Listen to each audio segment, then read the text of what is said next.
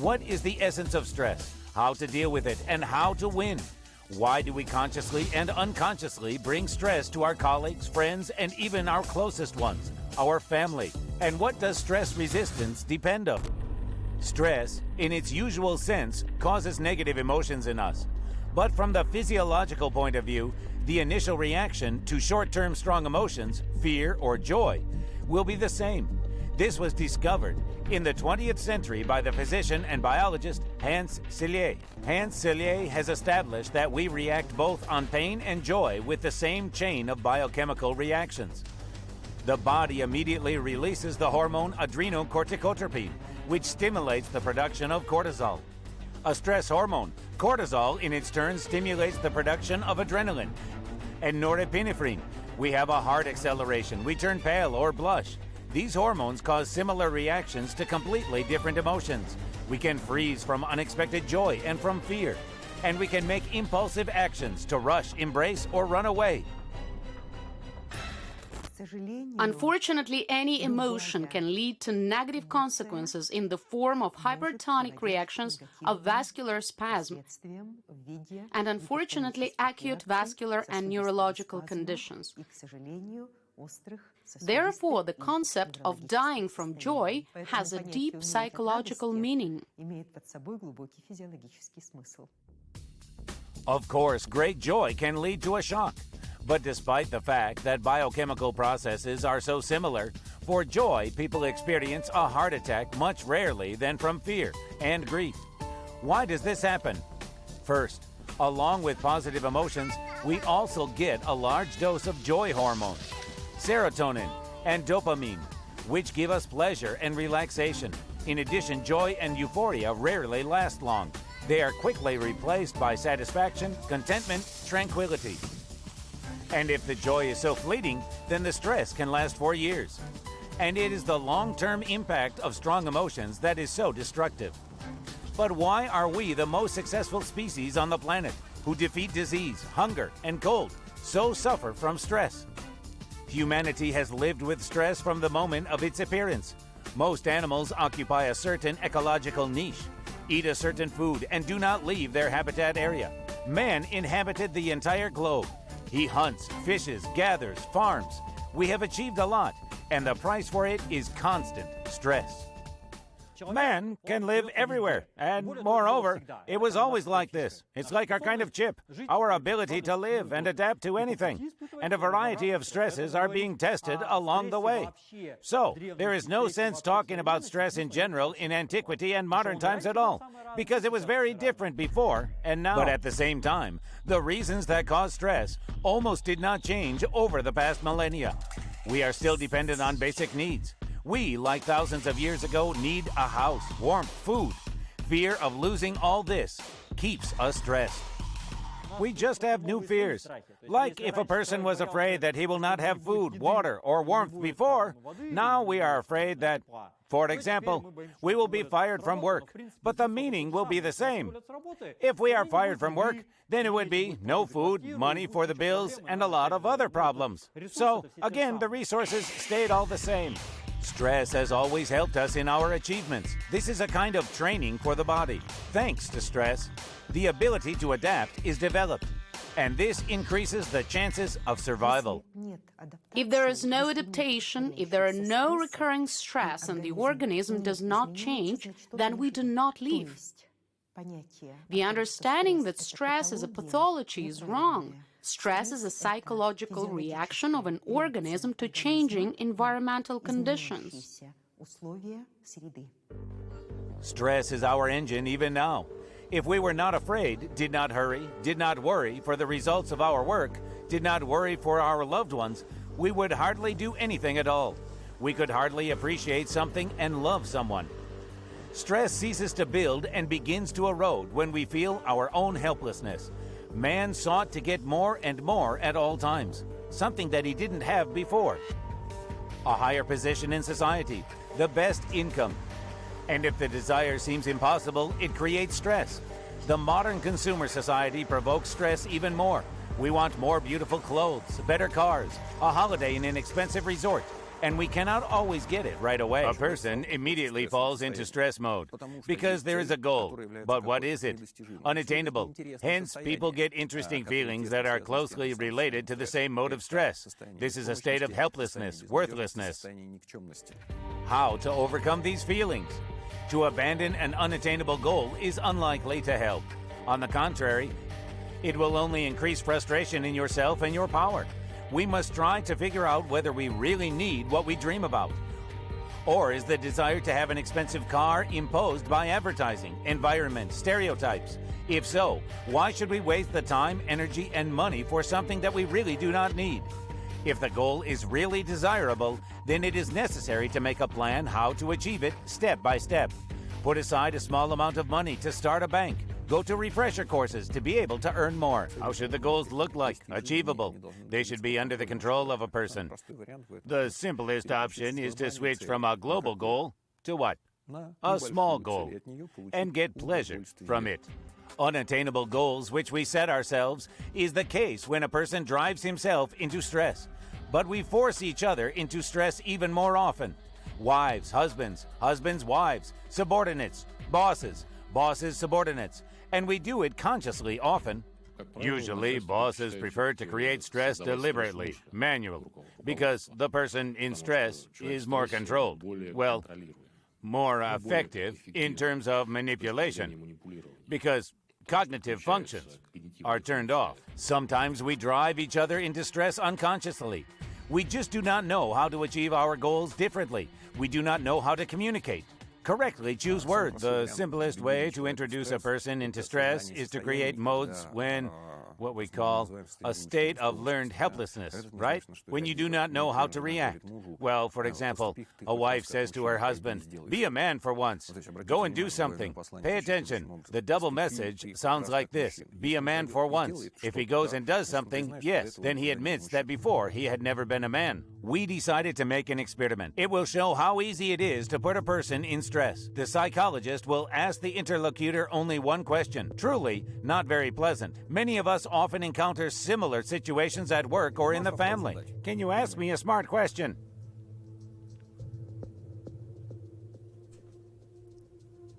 How do you do it? I asked you to ask me a smart question, and you asked the wrong question.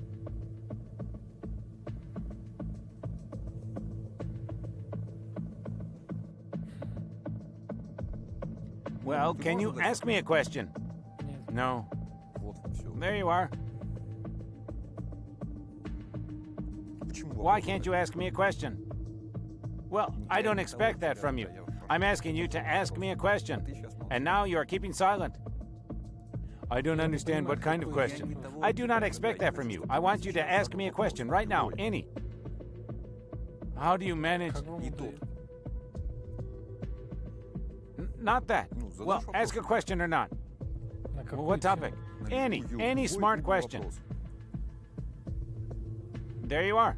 A state of stress. The psychologist, of course, provoked the situation. In real life, we rarely hear such a question, but we are often asked to change something somehow or behave somehow differently. In addition, the psychologist specifically addressed the interlocutor to you. Behind such informality, a certain model of communication from above is often hidden. This is especially painful if the second person is younger, lower on the career ladder, in a situation like the boss-subordinate, for example. You need to ask a person who is communicating with you not to put you in a state of stress and stop this communication. If such a communication does not stop, then you need to get up and go. It is necessary, therefore, to change this work. It is necessary to change a family, because if you are constantly stressed, getting sick is a matter of time. You cannot get sick. Then there are other situations. On a conscious level, a person begins to drink. On the unconscious, he begins to experience allergic reactions. Everyone will react in their own way, and there will be more or less stress in this situation, depending on the personality. But why are some people able to withstand stress in an easier way and others worse? We'll carry out the experiment. 2 chess players, approximately 1 professional level. The first game will be played in the usual comfortable conditions.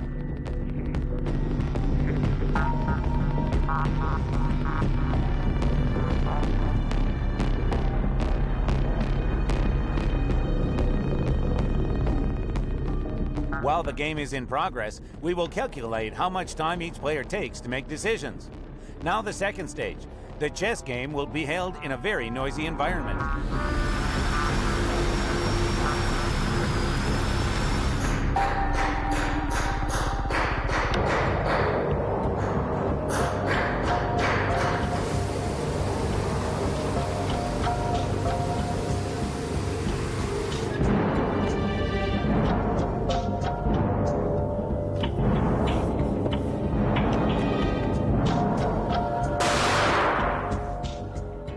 Now the results are very different.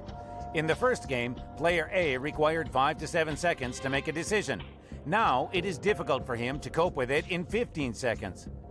Meanwhile, his opponent shows roughly the same results as last time. How is this possible? What does stress resistance depend on?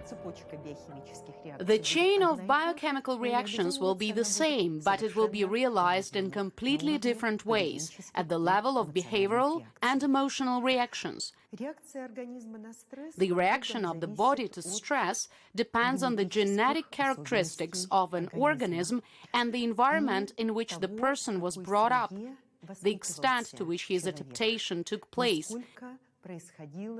And if we say the colloquial term, the training for various changes in the external environment. So, if a person has been accustomed to doing lessons while neighbors are noisy figuring out the relationship or playing the piano since childhood, in the future, most likely he will work in a noisy environment better than others. On the other hand, if one of the parents has an alarming character, it is likely that the child will inherit a propensity for reduced stress resistance. This is not a bad heredity. At one time, the genes that determine the tactics of human behavior helped our ancestors to survive. And if the genes responsible for anxiety are still in our DNA, then such a strategy can be successful. True, in a modern, relatively safe world, anxious people have more problems than advantages. There are so-called anxious hypochondriacs who live in stress all the time. It is possible to say metaphorically, they have a life like in the dentist chair all the time, and everything is dangerous for them. They, as a rule, stand out adrenaline constantly. And what is an organism which allocated adrenaline is constantly? Yes? Well, the blood is constantly poisoned by hormones. These people are always scared. They are always under stress. Constant stress can and should be switched off. In general, all the directions of psychology and psychotherapy work with stress one way or another. A lot of practices, yoga, Chinese breathing exercises, stay in the cells of sensory deprivation, help to relieve stress. Effective art therapy and animal therapy, communication with animals. There is even a technique called stress management. Literally, it means managing stress. The technique includes exercises that allow you to remove stress during the day in any situation, at work, home, and on transport. All you need is to breathe in a certain way. For example, according to the yoga technique of the square, you draw a breath in 4 counts. 1, 2, 3, 4. Pause for 4 counts. 1, 2, 3, 4. Exhale into 4 counts. 1, 2, 3, and 4. And another pause. 1, 2, 3, 4. And when people advise count to 10, this does not work. But if you breathe at least 10-15 cycles, according to the yogic method, you can do it even when the boss screams at you. It really works. In a stressful situation, it is important to manage your emotions, but not to suppress them. In the case of emotional aggression, when people shout at us, at home, at work, in the store, it's very difficult to pretend that this does not concern us.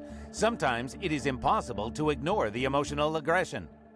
You need to show that the situation, as psychologists say, catches you. You are concerned. You got hurt. Therefore, you must return the favor, but a little less. And at times, intensively. For example, here the boss is shouting, so you should also raise your voice. But for milliseconds, more precisely for a second, and then immediately come back to constructive intonation. For example, you hear the intensity of the scream of the boss, and you adjust your voice a little lower, and then come back to normal conversation. Another important point of stress management is the daily routine. Fear of not having time is a source of constant stress for many people. Good time management is important here. That is the ability to distribute your time, and not only working hours. Otherwise, the feeling that you are late is going to cause stress again and again. The best method is simple. You set yourself one specific task, very small and realistically achievable, maybe for an hour, maybe for 2, well, in extreme cases for 4 hours, and it is not necessary to plan something when you think that you will sit for 14 hours in a row and will work for 14 hours. This is inefficient.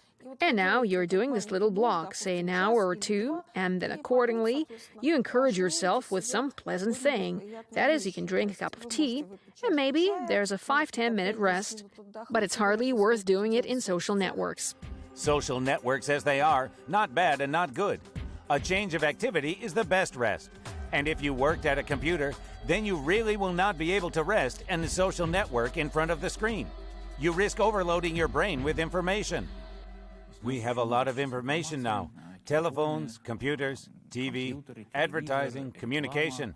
A lot of information that our brain does not have time to evaluate. And of course, because of this information overload, we begin to get stressed, fall into stress. Fatigue arises in us, almost chronic fatigue, not chronic depression, and something like that. Physical activity relieves stress and allows you to relax. In addition, lack of movement is often a cause of stress itself. Genetically, a person is programmed to move a lot, especially during stress. Adrenaline is called the hormone hit or run, not without a reason. The main techniques to overcome stress is physical activity. It burns out adrenaline, because a stressful situation, as a rule, is an adrenaline rush. And most importantly, do not try to do all the things in one day. Then a lack of sleep and stress are guaranteed. We must prioritize. Successful people are not the ones who do everything at once every day, but they are those who manage to do important things within a year, within a month, during the week, because the number of cases in a creative person's life are not limited by anything. Constant stress is not only a problem at work or in the family. It is dangerous to our health. Stress causes hormonal disorders. Strangely enough, the body is lowering the level of cortisol, a stress hormone. The ability to synthesize any substance in the body is not unlimited. That is, the cell cannot indefinitely produce cortisol. At some point, the stage of exhaustion begins, and despite the ongoing stress, cortisol is simply not enough. This stage is often described by psychologists and psychiatrists as depression or anxiety syndrome, based on not high, but on an oppositely low level of cortisol. In addition, our body simply cannot function normally without cortisol. Cortisol is necessary for us to wake up in the morning, adequately react to danger. This hormone also affects blood pressure. With a shortage of cortisol, it can fall below a safe level. Low level of cortisol is bad for the body. It does not leave with a low level of cortisol. This condition is called adrenal insufficiency and threatens with death because the body cannot adapt to the changing factors of the external environment. And such patients, if they do not receive adequate therapy, during a period of stress or exacerbation of chronic diseases, can die from acute adrenal insufficiency. Stress causes a number of diseases. Emotionally unstable people often suffer from psoriasis, duodenal and stomach ulcers, thyroid diseases. In addition, those who are unstable to stress are very prone to neuropsychiatric diseases. A variety of borderline neurotic disorders, which include panic attacks, generalized anxiety syndrome, and many others that neurologists, psychiatrists, and psychotherapists are well acquainted with, and which stand at the borderline between norm and pathology. People who do not have enough stress in their lives are looking for it in extreme sports, dangerous work, in the worst case, scandals and quarrels. So, stress is part of our life. The whole trouble is not in the stress itself, but in the fact that we do not put enough attention to it. At the same time, we take vitamins, vaccinate, visit a doctor, and follow a diet. We often stoically tolerate stress, whereas it can and should be fought with.